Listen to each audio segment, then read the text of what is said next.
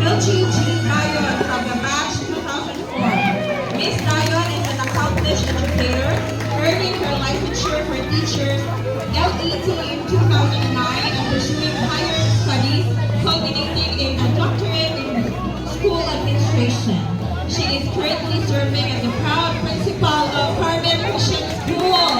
Her dedication to education has truly shaped the lives of many students. A round of applause to Milchi Dayon.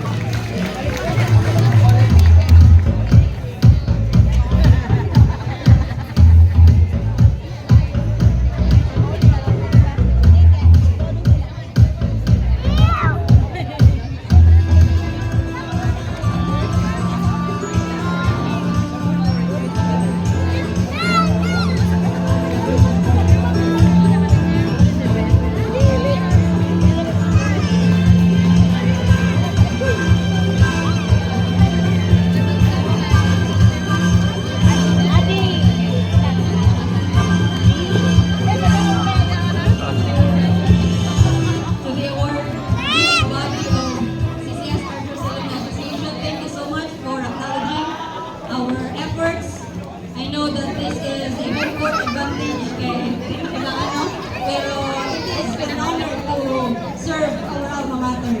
So thank you so much.